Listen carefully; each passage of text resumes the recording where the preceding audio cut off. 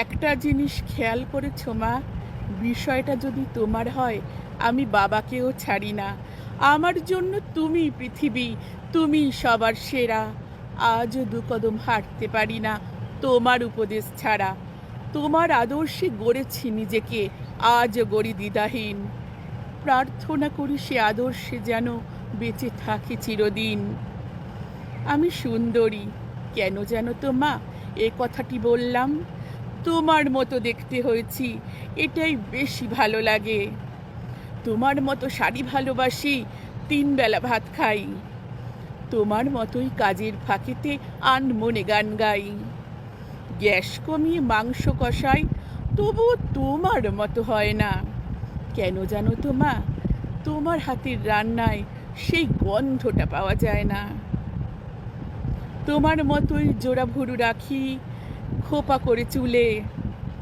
এত কিছু করি শুধু তোমার মতো হতে চাই বলে।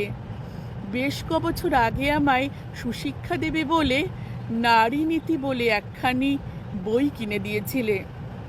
পড়েও ছিলাম কয়েক পাতা, বাকিটা দিয়েছি ছেড়ে। কিছুটা পড়েই মনে হয়েছিল, কি করব এটা পড়ে। বই না পড়ায় আমার উপর বেশ রেগেছিলে তুমি, জিজ্ঞাসাও করেছিলে, যদিও তখন কিছুই বলিনি আমি। কি বলবো মা, কি পড়বো আমি ওই কটা কাগজের ভাঁজে? আসল নারী তো বিরাজ করছে আমার মায়ের মাঝে। জানো তো মা, ওই বইটার প্রতিটা পাতার কথা মনে হয়েছিল তোমাকে নিয়েই, তোমাকে ভেবেই গাথা। প্রকৃত নারীর সমস্ত উপমাগুলো পড়ে দেখলাম তোমার সাথে একেবারে মিলে গেল। তাই দুপাতা পড়েই ফেরত দিলাম বইটা তোমার কাছে। আমার কাছে প্রকৃত নারীর জীবিত উপমা আছে, তাই মিথ্যেই করি তোমার আদলে নিজেকে করার বায়না। আমি আদতেই জানি আমার মায়ের মতো চাইলেই হওয়া যায় না। তোমার মতো অত স্নিগ্ধতা আমার ভেতর কই, তোমার মতো এত স্নেহশীলা আমি অন্তত নই। ও মা, ওই দেখো, এটুকু শুনেই চোখে জল চলে এলো। অমনি আমার সকল ছন্দ গুলিয়ে গেল। যাগ্গে, ছন্দপতন ঘটুক, কি আর এলো গেল তাতে। ছন্দ ছাড়াই কথা বলা যাক আমার মায়ের সাথে।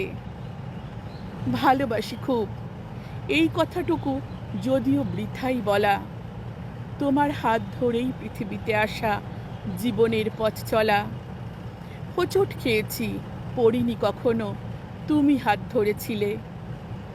অবাধ্যতায় শাসন করেছ, এগিয়ে যাওনি একা ফেলে। আমি হাসতে শিখেছি, বাঁচতে শিখেছি আবার নতুন করে, কারণ তুমি এই হাতখানি দাওনি কখনো ছেড়ে।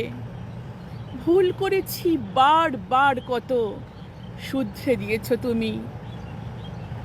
আর জন্মেও যেন তোমায় পাশে পেতে চাই আমি, আর জন্মেও যেন তোমায় পাশে পেতে চাই আমি।